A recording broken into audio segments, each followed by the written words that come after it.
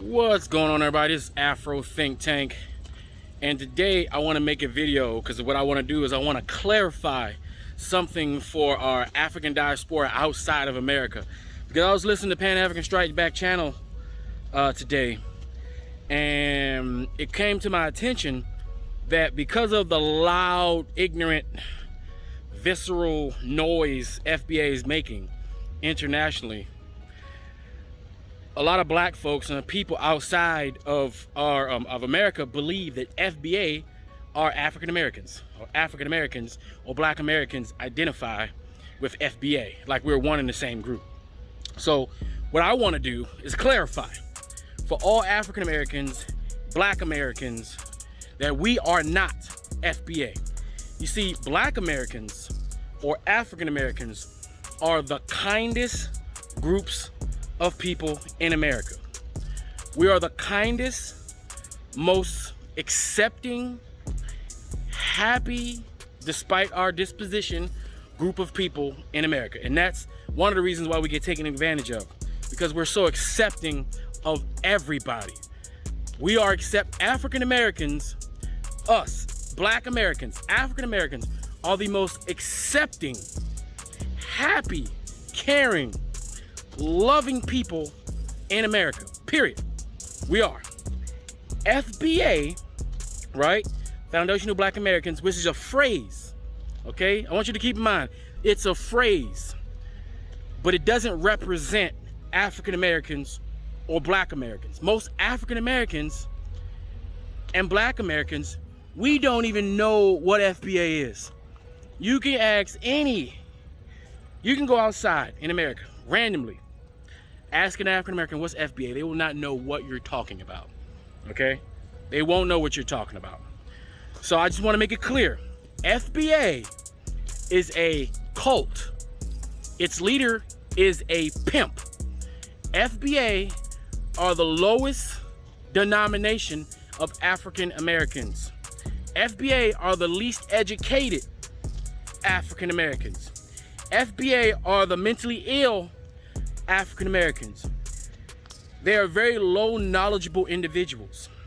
Okay, every group has low knowledgeable individuals. Just like the Europeans, they have the the Trumpers, right? You know, the ones that think Trump won the election and it was stolen and all that.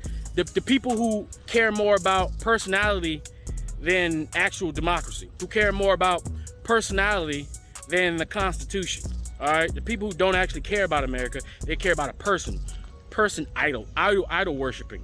All right, they're idol worshipers. They worship Trump.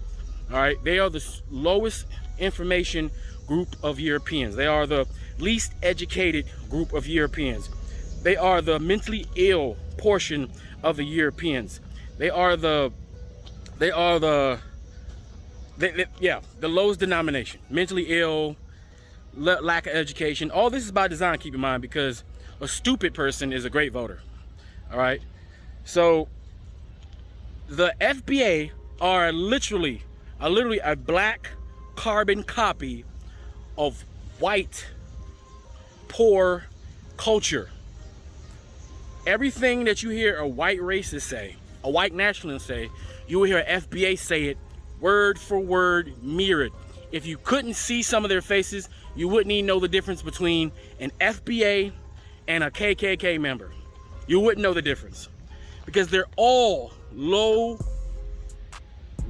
hanging fruit on a totem. They're all down there. You get it?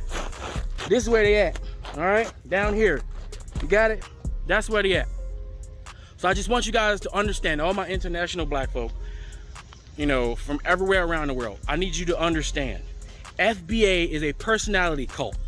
And Tariq Nasheed, because he is a pimp, a former pimp slash rapper slash all sorts of degenerateness, he understands that these people are stupid, so he knows he can take advantage of them, like he did his hoes back in the day, like he did women back in the day. He wrote a book on it and he's proud of it. He's just doing the same thing to the lowest common denominator of our group. But they are absolutely not African Americans as representation. They do not represent us. They only represent their small insignificant cult group. What is that? This is some sort of fruit. I don't know what this is. It's growing though. We need to be doing stuff like that. Like everywhere. I know this has nothing to do with the topic, but we should be growing all our own food everywhere. Everything should be food everywhere we go. Anyway, I just wanted to say that African Americans, Black Americans, are completely different. We are kind, accepting, lovable human beings. We are the most accepting people in America, and we love all of our Black people. We know we're African. We know where we come from, and we cannot wait to take a trip whenever we get the opportunity. All right, but FBA, I want you to put them in the box they belong in. They deserve to be in the box with the KKK, with the skinheads, with all the white nationalist groups. That's where they belong, in that box. We all got groups within our own particular countries who are the lowest denominator of our particular group. They all belong in those boxes, are not to be used to represent the greater body of us. Okay, that's all I want to say for now, guys. Afro Think Tank, learn something, teach something. Yeah, you know, everything is not perfect with any group, bro. The only difference is we're the only group that let the dumbest people in our group speak for our entire group.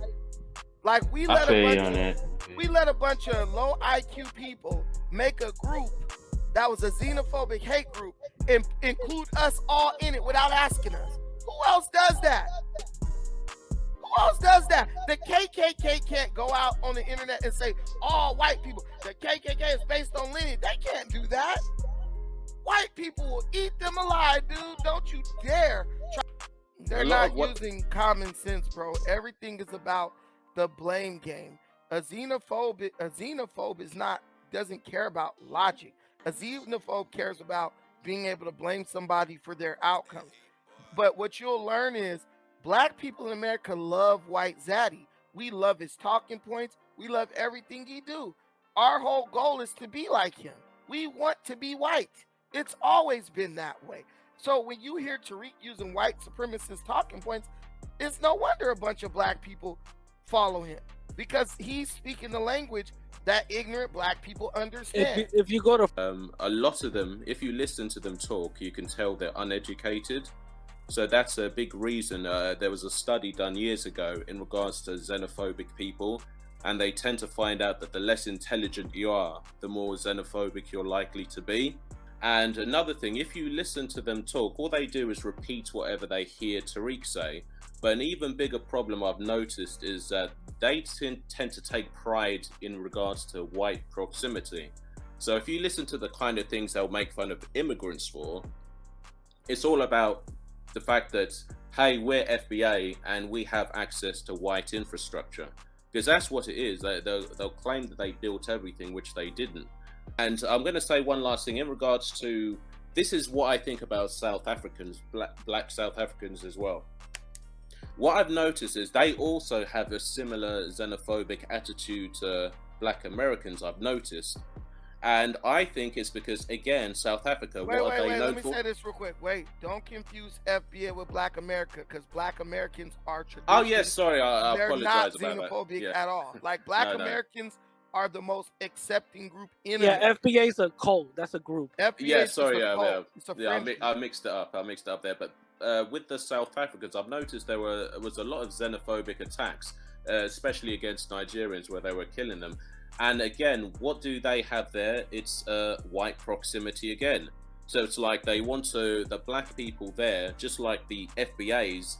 I'm not going to say all Black South Africans, a small minority of them, the least educated ones.